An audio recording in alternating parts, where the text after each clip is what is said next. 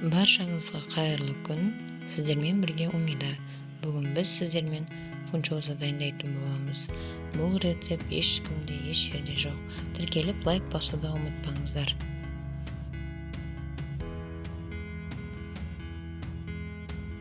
Ең бірінші етімізді алып, шоққалап, осылай кесіп, одан кейін оны соломка етіп кесіп аламыз.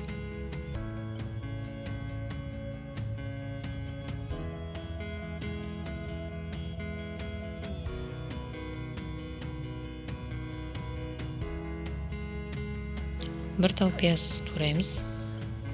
Жардай сияқты турасаңыз да болады. Кәдімгі күнделікті турау сияқты. Етімізді қуырып, тұз, соев соус қосып, сәл қуырып алған соң, үстінен пиязымызды салып, төмен отқа бұқтыруға қойып қоямыз.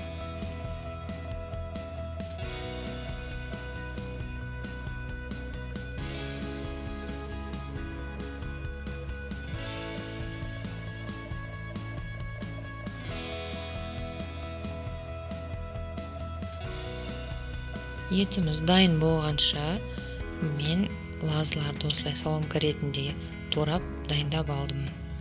Бұл лазыны бұқтырылған еттің үстінен салып қуырып алсаңыздар күшті шығады.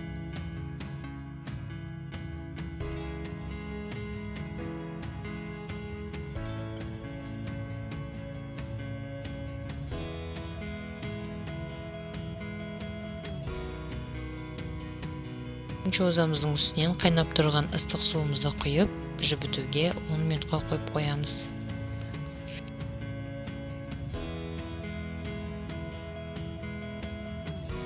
Қиярымызды осылай жұқалатып алдымен бөліп аламыз. Одан кейін оны алып, соломка етіп турап, оның үстінен сәбізді үккіштен өткізіп, дайындап аламыз. Дайын болған сәбізіміз бен қиярымыздың үстіне тұз сеуіп, осылай араластырып мұжып қоямыз. Бұның суы шығуы керек.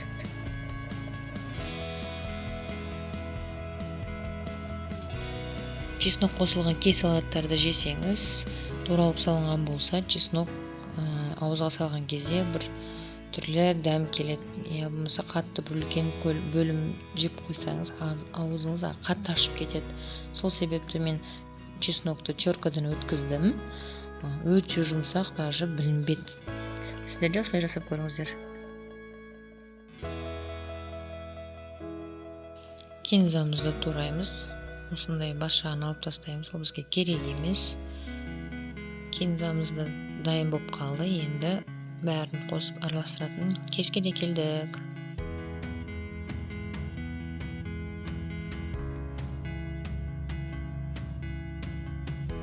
Ыстық судан жібіп, дайын болып тұрған фунчозамызды мұздай салқын суға жуып шайып аламыз.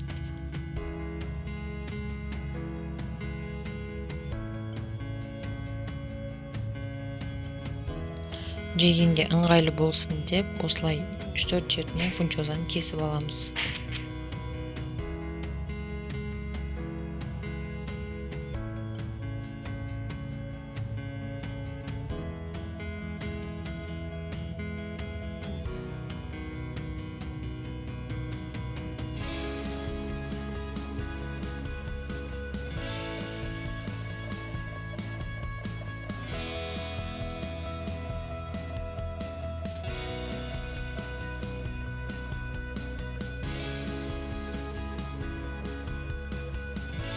Мен де осындай для фунчоза деген дайын приправаны алып салдым.